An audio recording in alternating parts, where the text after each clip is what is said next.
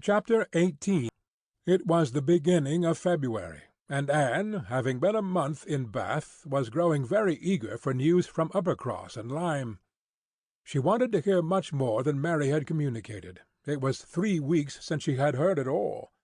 She only knew that Henrietta was at home again, and that Louisa, though considered to be recovering fast, was still in Lyme, and she was thinking of them all very intently one evening, when a thicker letter than usual from Mary was delivered to her, and, to quicken the pleasure and surprise, with Admiral and Mrs. Croft's compliments. The Crofts must be in Bath, a circumstance to interest her. They were people whom her heart turned to very naturally. "What is this?" cried Sir Walter. "The Crofts have arrived in Bath? The Crofts who rent Kellynch? What have they brought you?" A letter from Uppercross Cottage, sir. "Oh, those letters are convenient passports. They secure an introduction. I should have visited Admiral Croft, however, at any rate. I know what is due to my tenant." Anne could listen no longer. She could not even have told how the poor Admiral's complexion escaped. Her letter engrossed her. It had been begun several days back. February 1st. My dear Anne, I make no apology for my silence, because I know how little people think of letters in such a place as Bath. You must be a great deal too happy to care for Uppercross, which, as you well know, affords little to write about. We have had a very dull Christmas. Mr. and Mrs. Musgrove have not had one dinner party all the holidays. I do not reckon the Hayters as anybody. The holidays, however, are over at last. I believe no children ever had such long ones. I am sure I had not. The house was cleared yesterday, except of the little Harvilles, but you will be surprised to hear they have never gone home. Mrs. Harville must be an odd mother to part with them so long. I do not understand it. They are not at all nice children, in my opinion, but Mrs. Musgrove seems to like them quite as well, if not better, than her grandchildren. What dreadful weather we have had! It may not be felt in Bath, with your nice pavements, but in the country it is of some consequence. I have not had a creature call on me since the 2nd week in January, except Charles Hayter, who had been calling much oftener than was welcome. Between ourselves, I think it a great pity Henrietta did not remain at Lyme as long as Louisa. It would have kept her a little out of his way. The carriage is gone to-day, to bring Louisa and the Harvilles to-morrow. We are not asked to dine with them, however, till the day after. Mrs. Musgrove is so afraid of her being fatigued by the journey, which is not very likely, considering the care that will be taken of her, and it would be much more convenient to me to dine there to-morrow. I am glad you find Mr. Elliot so agreeable, and wish I could be acquainted with him too. But I have my usual luck. I am always out of the way when anything desirable is going on, always the last of my family to be noticed. What an immense time Mrs. Clay has been staying with Elizabeth! Does she never mean to go away? But perhaps if she were to leave the room vacant, we might not be invited. Let me know what you think of this. I do not expect my children to be asked, you know.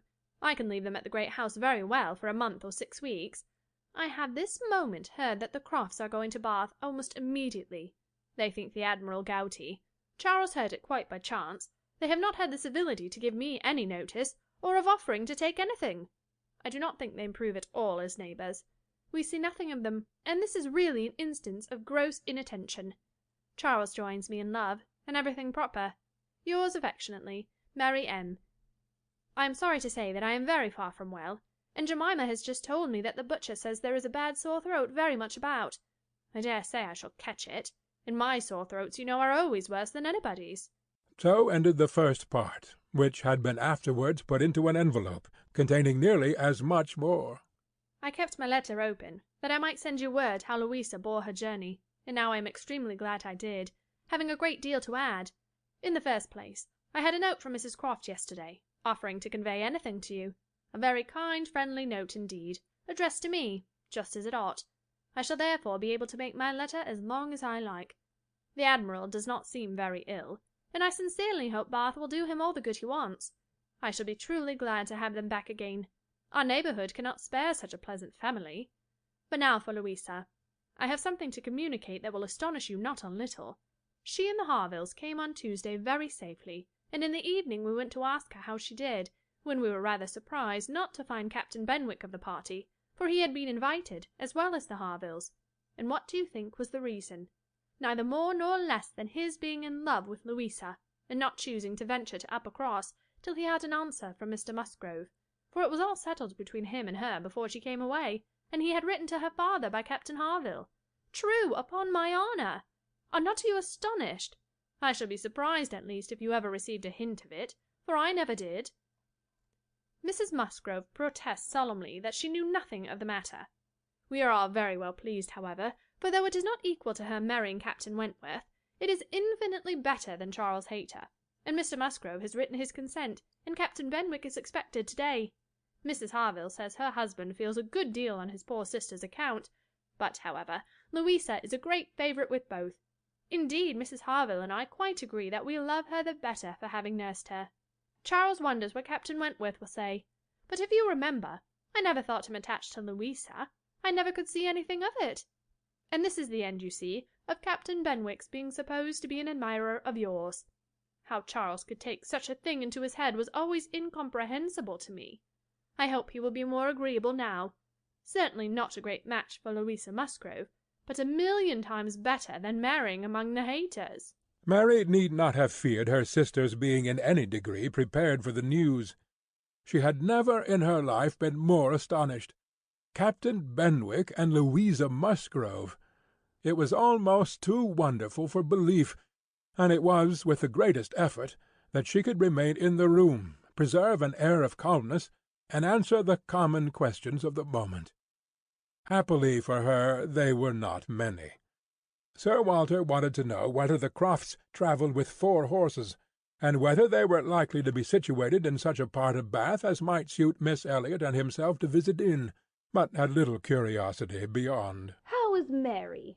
said Elizabeth, and without waiting for an answer, "And pray what brings the Crofts to Bath?" They come on the Admiral's account. He is thought to be gouty. "Gout and decrepitude," said Sir Walter. "Poor old gentleman." "Have they any acquaintance here?" asked Elizabeth.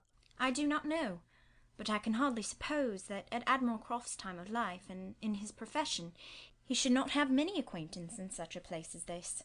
"I suspect," said Sir Walter coolly, "that Admiral Croft will be best known in Bath as the renter of Kellynch Hall. Elizabeth, may we venture to present him and his wife in Laura Place?" "Oh, no, I think not. Situated as we are with Lady Dalrymple, cousins, we ought to be very careful not to embarrass her with acquaintance she might not approve. If we were not related it would not signify, but as cousins she would feel scrupulous as to any proposal of ours. We had better leave the Crofts to find their own level. There are several odd-looking men walking about here who, I am told, are sailors. The Crofts will associate with them."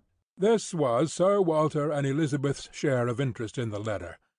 When Mrs. Clay had paid her tribute of more decent attention, in an enquiry after Mrs. Charles Musgrove and her fine little boys, Anne was at liberty. In her own room she tried to comprehend it. Well might Charles wonder how Captain Wentworth would feel. Perhaps he had quitted the field, had given Louisa up, had ceased to love, had found he did not love her. She could not endure the idea of treachery or levity, or anything akin to ill usage between him and his friend. She could not endure that such a friendship as theirs should be severed unfairly. Captain Benwick and Louisa Musgrove! The high-spirited, joyous-talking Louisa Musgrove, and the dejected, thinking, feeling, reading Captain Benwick seemed each of them everything that would not suit the other. Their minds most dissimilar. Where could have been the attraction? The answer soon presented itself. It had been in situation. They had been thrown together several weeks. They had been living in the same small family party.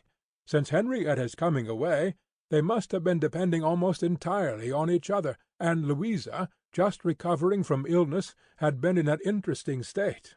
Captain Benwick was not inconsolable.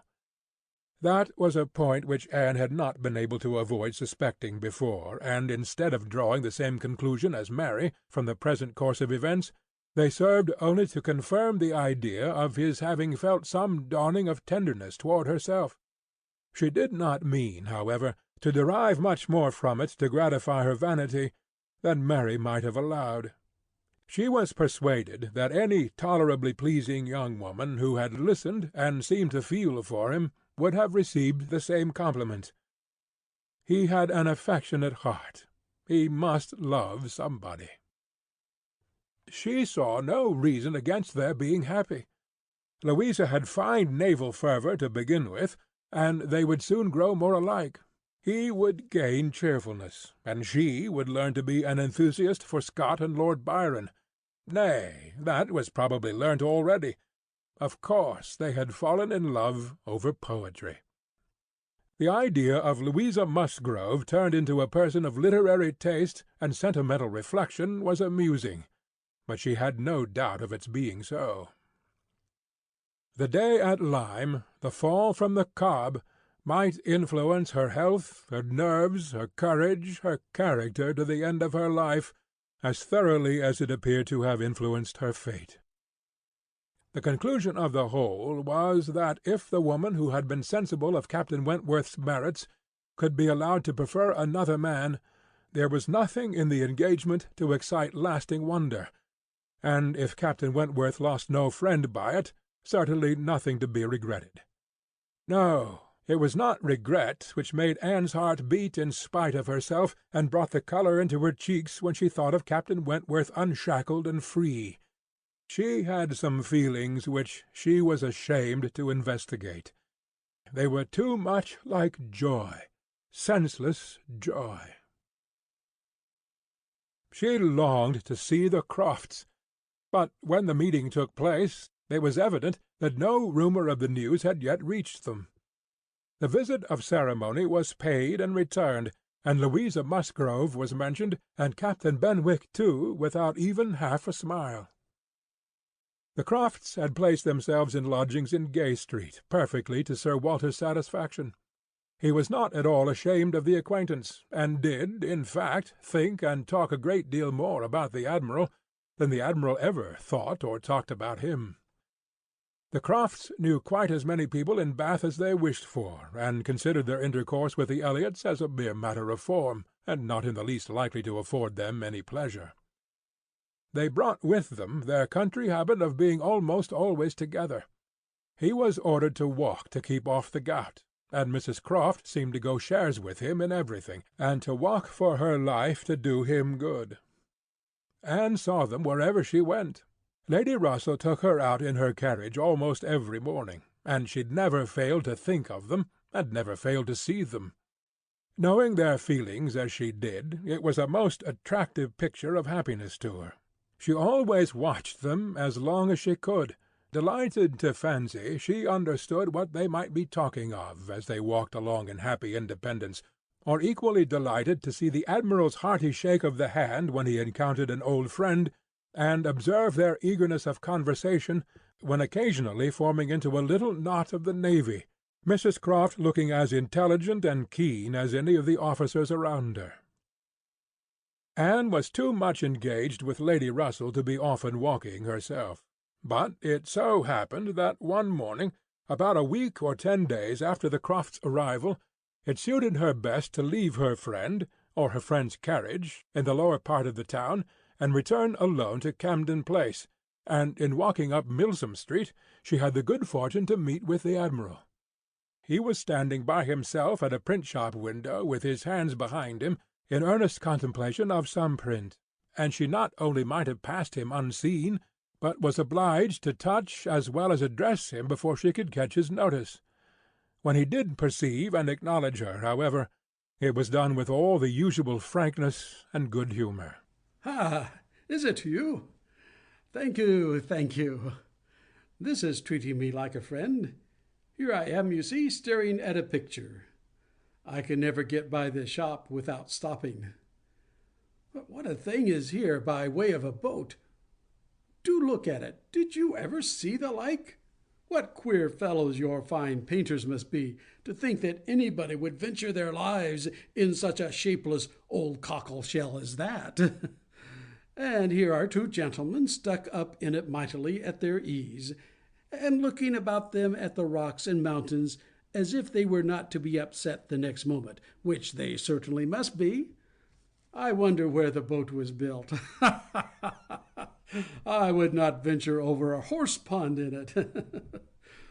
Well, turning away, now where are you bound? Can I go anywhere for you or with you? Can I be of any use? None, I thank you, unless you will give me the pleasure of your company the little way our road lies together. I'm going home. That I will with all my heart, and farther too. Yes, we will have a snug walk together, and I have something to tell you as we go along. There, take my arm. That's right. I do not feel comfortable if I have not a woman there. Oh, Lord, what a boat it is! taking a last look at the picture as they began to be in motion. Did you say that you had something to tell me, sir? Yes, I have presently, but here comes a friend, Captain Brigden. I shall only say, "How do you do?" as we pass, however. I shall not stop. How do you do? Brigden stares to see anybody with me but my wife. She, poor soul, is tied by the leg. She has a blister on one of her heels as large as a 3-shilling piece. If you look across the street, you will see Admiral Brand coming down, and his brother. Shabby fellows, both of them. I am glad they are not on this side of the way. Sophie cannot bear them. They played me a pitiful trick once. Got away with some of my best men. I will tell you the whole story another time. Ah, there comes old Sir Archibald Drew and his grandson. Look, he sees us. He kisses his hand to you. He takes you for my wife. Ah, the peace has come too soon for that, yonker. Poor old Sir Archibald. How do you like Bath, Miss Elliot? It suits us very well. We are always meeting with some old friend or other.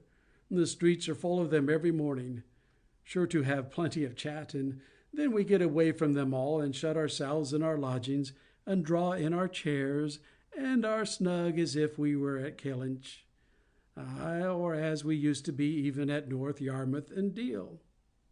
We do not like our lodgings here the worse, I can tell you, for putting us in mind of those we first had at North Yarmouth. The wind blows through one of the cupboards just the same way. When they had got a little farther, Anne ventured to press again for what he had to communicate. She hoped, when clear of Milsom Street, to have her curiosity gratified. But she was still obliged to wait, for the Admiral had made up his mind not to begin till they had gained the greater space and quiet of Belmont, and as she was not really Mrs. Croft, she must let him have his own way. As soon as they were fairly ascending Belmont, he began. Well, now you shall hear something that will surprise you. But first of all, you must tell me the name of the young lady I am going to talk about. That young lady, you know, that we have all been so concerned for. The Miss Musgrove that all this has been happening to. Her Christian name. I always forget her Christian name. Anne had been ashamed to appear to comprehend so soon as she really did, but now she could safely suggest the name of Louisa. Aye, Miss Louisa Musgrove. That is the name. I wish young ladies had not such a number of fine Christian names. I should never be out if they were all Sophies or something of that sort. Well, this Miss Louisa, we all thought, you know, was to marry Frederick. He was courting her week after week. The only wonder was what they could be waiting for, till the business at Lyme came. Then, indeed, it was clear enough that they must wait till her brain was set to right. But even then there was something odd in their way of going on. Instead of staying at Lyme, he went off to Plymouth, and then he went off to see Edward. When we came back from Minehead, he was gone down to Edward's, and there he has been ever since. We have seen nothing of him since November. Even Sophie could not understand it. But now the matter has taken the strangest turn of all, for this young lady, the same Miss Musgrove, instead of being to marry Frederick, is to marry James Benwick. You know James Benwick? A little. I'm a little acquainted with Captain Benwick. Well, she is to marry him. Nay, most likely they are married already, for I do not know what they should wait for." I thought Captain Benwick a very pleasing young man, said Anne. and I understand that he bears an excellent character. "Oh, yes, yes, there is not a word to be said against James Benwick. He is only a commander, it is true, made last summer, and these are bad times for getting on, but he has not another fault that I know of. An excellent, good-hearted fellow, I assure you. A very active, zealous officer, too, which is more than you would think for, perhaps, for that soft sort of manner does not do him justice." Indeed, you are mistaken there, sir. I should never augur want of spirit from Captain Benwick's manners. I thought them particularly pleasing, and I will answer for it, they would generally please. Well, well, ladies are the best judges. But James Benwick is rather too piano for me, and though very likely it is all our partiality, Sophie and I cannot help thinking Frederick's manners better than his. There is something about Frederick more to our taste. Anne was caught.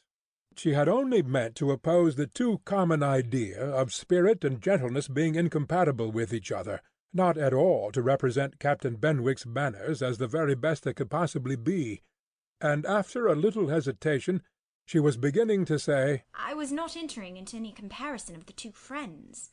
But the Admiral interrupted her with, "And the thing is certainly true. It is not a mere bit of gossip. We have it from Frederick himself.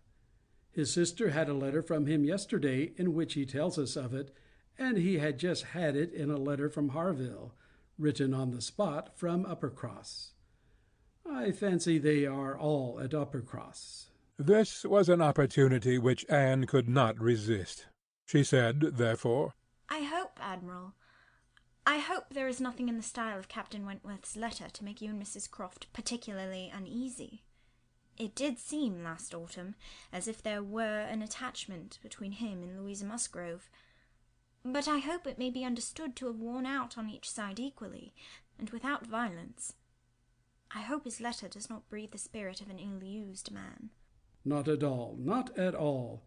There is not an oath or murmur from beginning to end." Anne looked down to hide her smile. "No, no, Frederick is not the man to whine and complain. He has too much spirit for that. If the girl likes another man, it is very fit she should have him." Certainly. But what I mean is that I hope there is nothing in Captain Wentworth's manner of writing to make you suppose he thinks himself ill-used by his friend, which might appear, you know, without its being absolutely said. I should be very sorry that such a friendship as has subsisted between him and Captain Benwick should be destroyed, or even wounded by a circumstance of this sort. Yes, yes, I understand you. But there is nothing at all of that nature in the letter. He does not give the least fling at Benwick. He does not so much as say, "I wonder at it. I have a reason of my own for wondering at it." No, you would not guess from his way of writing that he had ever thought of this Miss what's her name for himself. He very handsomely hopes they will be happy together, and there is nothing very unforgiving in that, I think. Anne did not receive the perfect conviction which the Admiral meant to convey, but it would have been useless to press the inquiry farther. She therefore satisfied herself with commonplace remarks or quiet attention, and the Admiral had it all his own way. "Poor Frederick," said he at last. "Now he must begin all over again with somebody else. I think we must get him to Bath. Sophie must write and beg him to come to Bath. Here are pretty girls enough, I am sure. It would be of no use to go to Uppercross again, for that other Miss Musgrove I find is bespoke by her cousin, the young parson. Do not you think, Miss Elliot, we had better try to get him to Bath?"